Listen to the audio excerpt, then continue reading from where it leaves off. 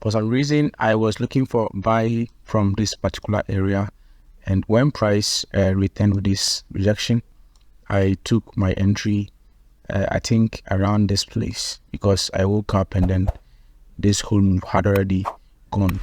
So, which was bad, and that is one of the reasons I'm making this video. You always want to wait for your positions to return, or maybe it should go. There will be another opportunity next. So, but price eventually returned and didn't have it lightly with me, took me out of the trade. The reason I was taken out was because my stop loss wasn't below where it was supposed to be, which was one of the mistakes. So I would have been in this trade regardless of how price was moving. That was the thing. But I wasn't listening, and I did also want my stop loss to be too huge. So definitely, if I had taken it the way my position should have been taken, then I would have had almost 35 pips, which I don't take trades like that. So I think I should have been patient enough and waited for price to reach to a level where I can take the trade without having to, so that my position can be around the split, which would have been 20 pips. And this move would have been a very nice move for me today. So I would have been in 2% up today, but I took these positions so early and so impulsive.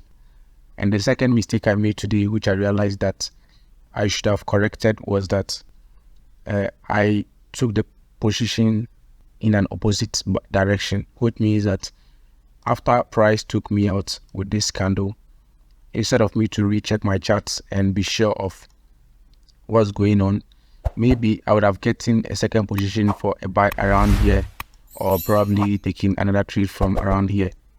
But I went impulsively looking at this place not to be where I'm supposed to take my position based on how my strategy works, and I rather saw this as sort of a sweep, and then saw this as a break. I mean, an impulsive break, which I never do. And then I took this trade. And the second thing, the third thing is that you will realize that this position right here has actually not taken out my my trend line, which is weird because I normally don't have issues with trend line when I'm taking my trades. I trade with trend line and also other blocks and stuff. So I use the trend line as my structure identification. You don't only have to use market structure as your structure identification. So in this case, that was the mistake I actually made. So it's a couple of mistakes that could have been corrected if I was very patient enough, and this nice fruit of this chart would have been really mine this evening. I think I would have been excited because I would have covered my 1% loss here. It was less than 1%, but I would have covered it, and I would have been able to catch up on this particular position. So I woke up late today and did not actually have the opportunity to take my position, but I think it's a very nice trade, of course. Just that I'll not be journaling today for some reason, but I'll have, so I'll have to create sections when I don't journal. I will just put them there for just to explain how I would have taken that trade. And because I have before screenshots, and I think after screenshot will be coming at the end of the day. As usual, like I take my trades and my positions. So that's what I'm going to be doing. But for now, I think I'll just chill. I missed my trade.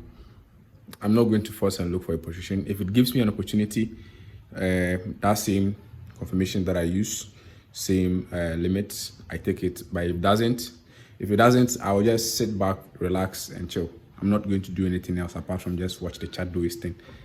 And there we go. That's trading for you. Today, I need you to embrace what comes hard. Today, I need you to accept the challenge. Today, I need you to fall in love with the process. There will be plenty of opportunities to get discouraged, to lose your passion, and think that it's not meant to be.